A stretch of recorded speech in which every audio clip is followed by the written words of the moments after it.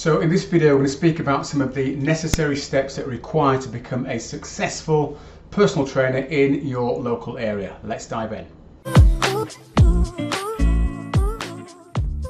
So I'm going to share 5 things with you that I believe can help you to become a successful personal trainer in your local area. Let's kick off with number 1, which is to define what success actually means for you. Not what you read about on social media, Facebook, Instagram and TikTok promoting earn 10k a month, earn 6 figures, scale your business to the moon. Whilst all of those things are possible, what does it actually mean for you? So first of all, what do you want to do in terms of your lifestyle? Do you want to be working Monday to Friday? Do you want to be working 30 hours a week, 20 hours a week? What's your lifestyle look like at the moment? Do you want to be taking holidays regularly? Because once we can define what your lifestyle looks like, we're then in a better place to be able to start to construct a business around it to support that lifestyle. So for example, for me, I knew I wanted to have at least 20 hours free per week where I could get on the tennis court with my son to coach him at tennis. That was one of the things I wanted. I also wanted to take holidays in the summer. I wanted to take time off at Christmas and at Easter. So I built all these things in, and then I built the business around it. So that's one aspect, your lifestyle. The second one would be income. How much do you want to generate per week, per month, per annum? Once you understand what that is, you can then get into how you price your services accordingly to meet those aspirations. And then the third thing is the impact you want to have as a personal trainer in your local community. For me, once I got myself well established, I niched down to becoming known as the fat loss specialist in my area, and my team also came under that umbrella as well. So that's your first thing, just really getting clear on what success means for you.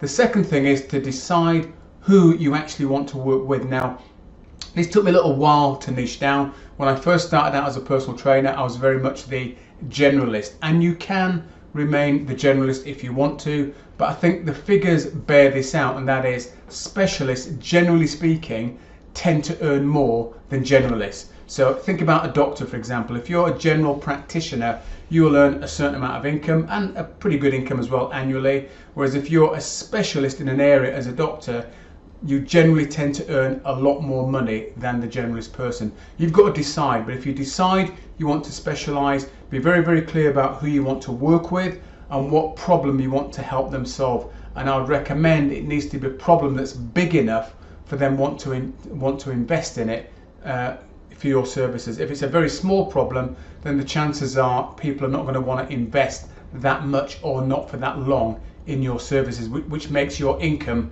a bit up and down and a bit unpredictable.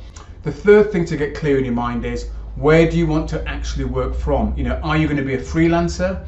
Are you going to be working from a commercial gym? Or have you got aspirations to open up your own studio? Or possibly, depending upon where you are in your career right now, maybe thinking, actually, I'd like to go and work online. Again, once you get very clear about where you want to work from, you can start to build your marketing strategy around that. And the fourth thing, which feeds into it quite nicely, the marketing strategy, use your superpower to market your services. What do I mean by your superpower? Well, some people are very good at speaking, other people are good at networking, some people are good at writing, and they do those things naturally. For me, for example, I find it easier to actually get in front of camera and speak. Not saying I'm the best speaker out there, but I find this the easiest form of marketing for me to get my message out there. I did when I was a face-to-face PT. I do now when I'm working with personal trainers. So find out what your superpower is, really lean into that, and if it is speaking, try and organize speaking gigs, do videos, do webinars, but do something that feeds into your superpower. Why? Because even when you're using your superpower, there are times when maybe you don't quite feel like doing the marketing activity, but if you're using a superpower, you're more likely to do it, versus trying to do something that you don't enjoy doing, which you'll give up on very, very quickly. And the fifth thing that I think is going to help you to become a successful personal trainer in your local community is, and this will sound a bit self-serving, but it's to get some external support. Now that could be in the form of working with your peers, it could be working with someone that understands business, or it could be enlisting the help of a coach like, for example, myself or any of the other coaches you've seen out there.